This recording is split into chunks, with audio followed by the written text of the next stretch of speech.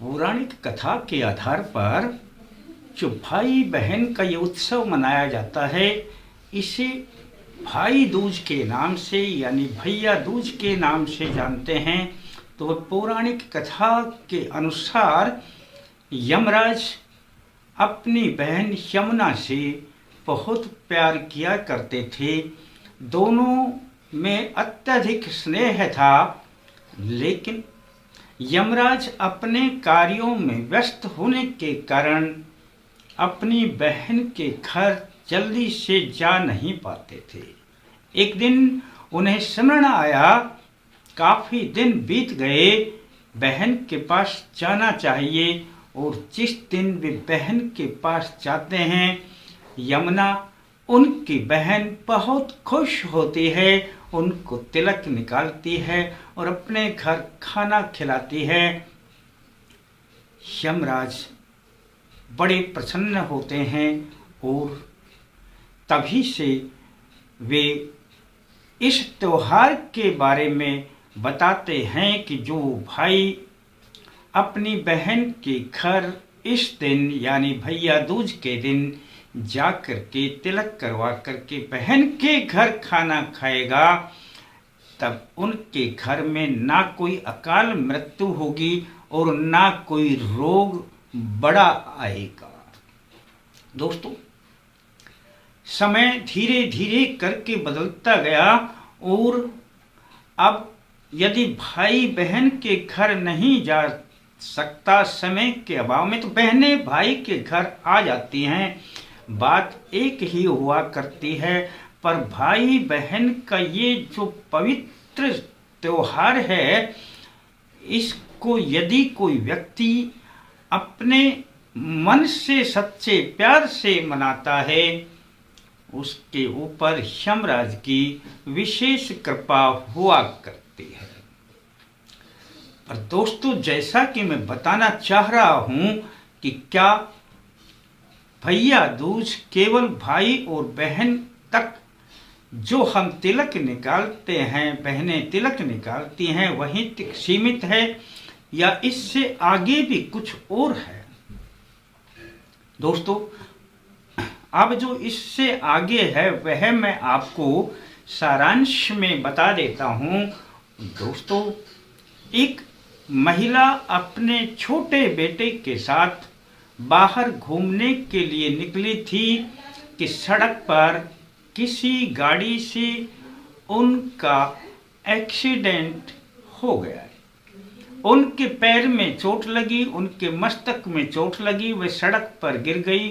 उनका बच्चा छोटा, वो भी छिटक कर दूर गिर गया। बच्चा एक तरफ बैठा हुआ रो रहा था और मां को होश नहीं था।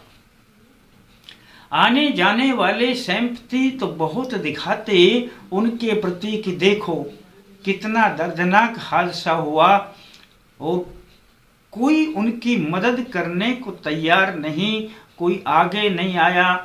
कुछ देर के लिए कुछ भीड़ इकट्ठी हो और फिर चली जाए, और इसी प्रकार से समय बीतता गया।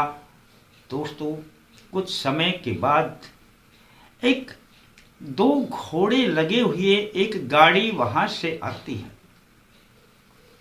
गाड़ी का कोचवान जैसे ही उस दृश्य को देखकर आगे बढ़ता है, उसमें बैठा हुआ व्यक्ति उसे रुकवा देता है और कहने लगता है, कोचवान जरा ठहरो तो, देखो ये महिला पड़ी हुई है, खून निकल रहा है। वे उतरते हैं, महिला को अपनी गाड़ी में बिठाते हैं, बच्चे को भी उठाते हैं, और तब वह व्यक्ति कहते हैं कि कोचवान सीधे अस्पताल ले चलो। तब कोचवान ने कहा कि सर जी, आप तो बेहद जरूरी मीटिंग में जा रहे हो, लेट हो जाएंगे, हम पहले ही लेट हो रहे हैं, तो आपकी मीटिंग में आप कब पहुंचेंगे? यदि आप हॉस्पिटल जाएंगे तब। वह व्यक्ति कहने लगे कि नहीं नहीं कोचवान, मीटिंग में हम बाद में देख लेंगे, पहले हॉस्पिटल ले चलो। वे हॉस्पिटल पहुंचते हैं, डॉक्टर के उपचार के बाद महिला को होश आता है और महिला एकटक देखती है कि मेरे साथ ये हो क्या गया। पर महिला को जब सारी बात बताई जाती है तब वह व्यक्ति को कहती है कि भैया आपने मेरी जो मदद की है मैं उसका एहसान कैसे उतारूं। तब वह व्यक्ति कहने लगे, बहन जब आपने मुझे भैया कहा है तो आप मेरी बहन हुई ना, और बहन का के ऊपर भाई का कोई एहसान नहीं हुआ करता है। ये मुझे मेरा प्यार समझो, मेरा स्नेह समझो कि मुझे दिखाई दिया कि मुझे आपकी मदद करनी चाहिए तो मैंने आपकी मदद की। दोस्तों, उस व्यक्ति ने डॉक्टर का भी पूरा खर्च दिया और महिला को भी कुछ पैसे दिए। माँ बेटे दोनों, छोटा बेटा था, माँ के साथ उनकी गोदी में बैठकर खिलखिलाकर हंसने लगा। माँ भी बेटे को जीवित देखकर बड़ा प्रसन्न थी और अपने आप को भी अच्छा देखकर बड़ी प्रसन्न हुई। दोस्तों, उस व्यक्ति का नाम था मदन मोहन मालवीय। तब उन्होंने कहा कोचवान से कि अब मीटिंग में चलो।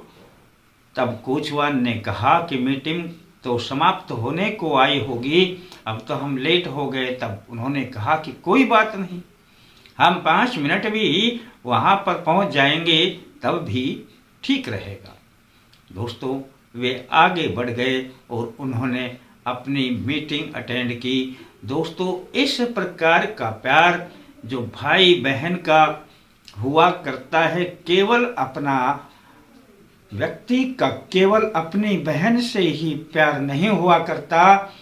हमारे जीवन में दूसरी भी हम समकक्ष समान आयु की अपनी बहनें हुआ करती हैं। सबको अपनी बहनों के रूप में ही जाने और उनकी यथासंभव जरूरत पड़ने पर मदद करें, ये होता है सच्चा स्नेह। तब यमराज प्रसन्न होते हैं और यमराज उस व्यक्ति के घर में ना कोई अकाल मृत्यु होती है और ना कोई बड़ा रोग उन्हें सताता है। उनके घर में धन वैभव की भी कभी कमी नहीं रहती है। दोस्तों, यह जो मैंने दृष्टांत आपको बताया, यदि इसको सुन करके किसी एक व्यक्ति के भी विचार बदलते हैं तो मैं समझ लूँगा कि भाई दूज पर यह जो मेरा डाला हुआ वीडियो है यह सार्थक है। हाँ, अपनी बहन से तो हम सच्चा प्यार करते ही करते हैं, लेकिन इसके साथ में सभी जिनको भी हम मुसीबत में देखते हैं वे सब हमारी बहनें हैं और उनके साथ स्नेह और उनके ऊपर अपनी कृपा और ज़रूरत की चीज़ों को पहुंचाना हमारा कर्तव्य हुआ करता है। दोस्तों, ऐसा करेंगे तो यमराज बड़ा प्रसन्न होंगे। और दोस्तों, भाई दूज की सभी को हार्दिक शुभकामनाएं और आशा करते हैं कि आपके जीवन में भी भाई दूज बहुत ढेर सारी खुशियां लेकर के आए। जिन्होंने इस वीडियो को सब्सक्राइब नहीं किया है वे भी इस वीडियो को, बस हमारा यही आपसे आग्रह रहेगा कि सब्सक्राइब कर लें और फिर घंटी को दबा करके आल लिखाएगा तो आल को दबा दें और दोस्तों लाइक कर लें। इतना सा तो आप कर ही सकते हैं। फिर मिलते हैं दोस्तों नए अंक के साथ, तब तक के लिए जय माता दी।